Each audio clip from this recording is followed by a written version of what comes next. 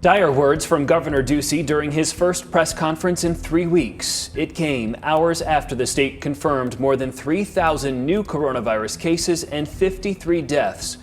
Our average test positivity rate climbed to 12% this week, and the number of COVID patients in Arizona hospitals is back above 2,000 people for the first time in months, with ICU beds nearly 90% full. No statewide mask mandate or business restrictions from the governor today. His latest actions to fight the pandemic include $25 million in funding to beef up hospitals. Also, the health department released guidance for holiday gatherings. The governor announced new testing sites at Arizona airports. He said the state's investments in public service announcements will double. He says wearing masks at schools will be strongly enforced. And he announced up-to-date data on COVID-19 vaccinations will also be available. We have team coverage tonight on what any of this means to you. Our Spencer Blake spoke with educators about the governor's push to keep students in the classroom. First, we're going to begin with Whitney Clark live at Sky Harbor Airport with more details of the new plan to test incoming travelers. Whitney. Jared, well, the governor's office says they want to offer this coronavirus testing at the airport so it's quick and easy and accessible for people. But I spoke to a public health expert who tells me that it's good state leaders are doing this, but there is no national standard when it comes to traveling right now, and that's really problematic from his point of view. The week before Thanksgiving at baggage claim. We'll be here about a week.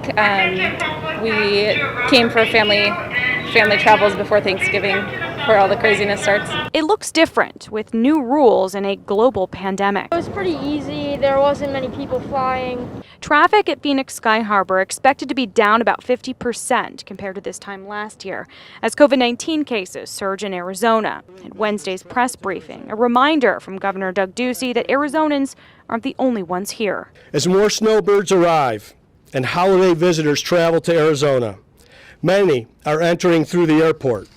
It's the gateway to Arizona. That's why he's asking Dr. Kara Chris to work with Sky Harbor, Phoenix Mesa Gateway, and the Tucson International Airport to add testing sites, among other guidance. This will allow incomers to get tested immediately with quick turnaround. The exact turnaround time is unclear, but the governor's office tells Arizona's family they hope to see results faster than 72 hours in many cases. Details are limited. However, the Arizona Department of Health Services says the plan is for diagnostic testing. It will be voluntary for everyone who's flying. It's better that, again, if it's a PCR test, it's more reliable. But a negative test result by itself, again, it's just one snapshot in time. The airport testing is a step in the right direction, Dr. Marvasti thinks, but it could give people a false sense of security. We still need to mask up and stay distanced. If flyers do get a COVID-19 test, he says you should probably plan on isolating until you get the results. If you're not able to quarantine for 14 days, which I understand is not practical, you can do a COVID test before you travel, and then again a few days after you arrive at your destination. We don't actually know yet when the testing site is going to be open here at Phoenix Sky Harbor, but a spokesperson says there are plans in place to begin later this month. We're hearing that the Tucson airport will begin its testing on the 20th.